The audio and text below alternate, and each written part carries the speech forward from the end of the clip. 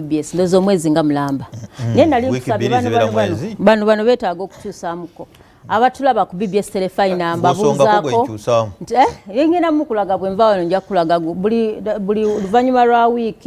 weeks bbiri nga nzija ate buli mwezi nnyo okulabikako emirundi ebiri nga bano kola mu substitute abatulaba ku oli mu budde bwange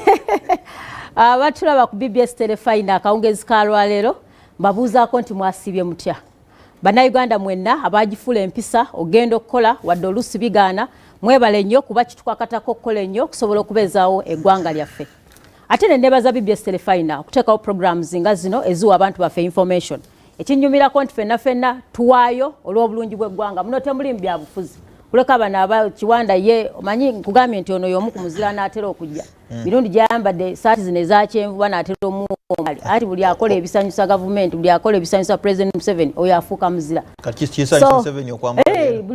buli gwolooza ayambalira bwereere ono alina kyagoba naye bajja kuwa omudaali ogw'abazira omanyi bwe twali tutandika enteekateeka y'omwaka gw'ebyensimbi 2022 olwotandise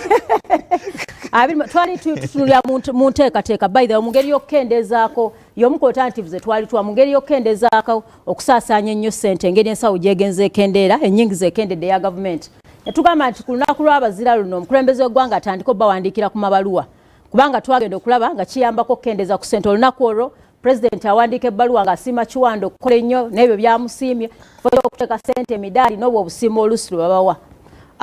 nsaba obbategeeza Bannayuganda tulina ekizibu Honorable Nambooze mulwadde Honorable Nambooze ali Lubaga naye nze mu kyenakutembyo n'omuntu yenna asobola okulwala naye Honorable Nambooze yatubuulidde emboozi siyinza kuva wano nga sikyogedde yalina okudda mu ddwaliro oluvannyuma lw'emyezi 3 nga yakava ebweru kati emyaka 3 Medical Board oba gyoyita Medical Review Board yamumma omukisa okuddayo okujjanjabibwa sinsiale ng'olaba sikyabwenkanya Kiwanda buli kimu akikoze empapula zonna aziwadde Honorable Nambooze bamuganya ogenda okujjanjabibwa so ngaffe ababaka nsubira guno yes you need that permission nkubuulidde kati gwe kinoonyerezeeko n'ebyo bino ebigambo Honorable Nambooze byamu kati nenga nti omubaka Parliament wammibwa olukusa ogenda okujjanjabibwa ate olwo omuntu wa bulijjo anaakolanga ata so saba abali mu buyinza tumanye tikitukakatako okuwa bannansi betukulembera ekitiibwa bantu bakulembere nga tumanyi nti be batuwa mandate so eyo nvuddeyo kwogera kw'omukulembeze w'eggwanga